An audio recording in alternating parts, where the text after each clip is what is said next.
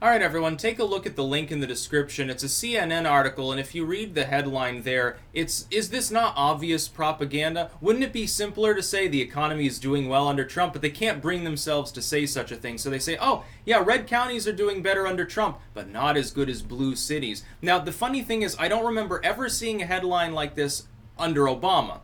But the same reality was very much true. Under Barack Obama, the recovery that we had under Obama, we did have a recovery, but it was largely relegated to urban areas and the coastlines of the country. Everything else stayed wiped out. Small town America, especially in the Rust Belt, the flyover regions, went heavily for Trump for a reason. Those small towns were disproportionately affected, and they disproportionately now are recovering under Trump because he has unleashed the full economic potential of the country, which is something Obama didn't do. He throttled it back. He had the recovery in certain areas that were already Democrat heavy to begin with, and then wondered why the Democratic Party lost in 2016. Didn't help that Hillary Clinton failed to campaign in most of the Rust Belt states very heavily. Never even visited Wisconsin. A running joke that Republicans want to move there so that Hillary Clinton will never come and bother them. But this is a great example of, I guess, a lie by title or a lie by label. The title's not wrong, but it's totally misleading, and it fails to simplify the message into something that makes actual sense. It's an attempt of spin.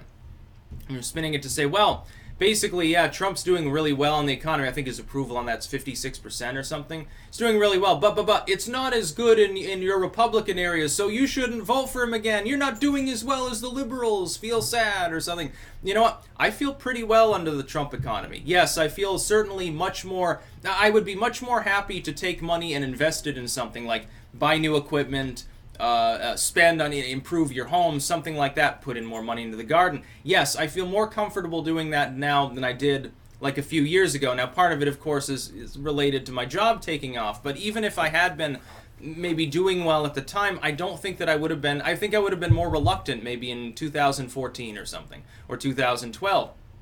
Simply put, Obama was not good for the U.S. economy. It's very funny that Obama's approval on economic issues was at least middling, almost around the same level as Trump's overall approval, even though his economic chops were shit. The biggest thing Obama ever did for the U.S. economy, I mean positively, the best thing he did for it, was get out of the way of an oil boom. Literally, put aside the hippy-trippy nonsense that he used to campaign on in 2012 and allow fracking to continue. There was a lot of pressure on him to stop that too. They're like, oh my god, you gotta stop hydraulic fracturing and stuff. And in some cases it does appear to cause seismic activity, which is a problem for central Oklahoma. Not sure if that's still ongoing. I think it is to some extent. So there's that problem. But it did cause a huge economic boom for the U.S.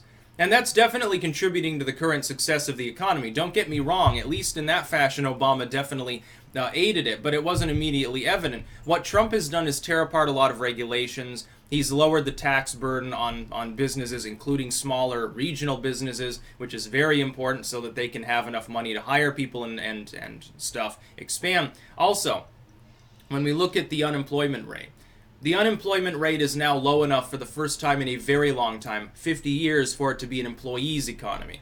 This is the first time literally since before the Jimmy Carter era that we've had an economy in which the businesses primarily are going to have to compete for skilled workers. Now some people are saying, well, this will cause problems too. We need more immigration. Okay, that would be fine for certain jobs, but we shouldn't be bringing people in to fill working and middle class jobs. That's unacceptable. It doesn't make any sense. We got plenty of skilled people. There is still unemployment in the country.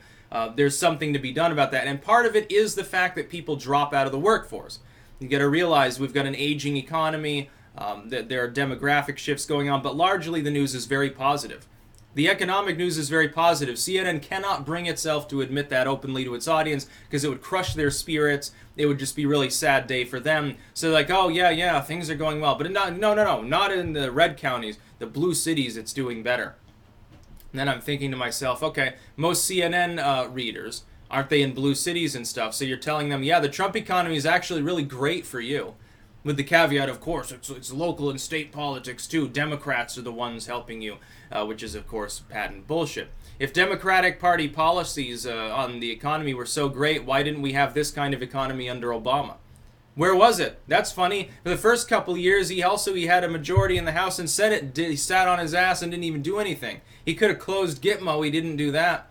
I think Gitmo's still open now. I'm still pissed about it. Yes, Trump should close it too. He's trying to get us out of Afghanistan, though, so at least there's hope. There's more. We're less likely to enter a war under Trump than we were under Obama. Think about that one for a moment. Yeah, there's your Democratic Party of today. We want to censor things, disarm people, and bomb things and shit. And by the way, we need to raise taxes on the tippy tops and drag all your marginal tax rates up, too. Thank you, Democrats. You want more of my money to go bomb Yemenis. Yeah, since when were you actually left-leaning, supposedly? That's about all. Peace out.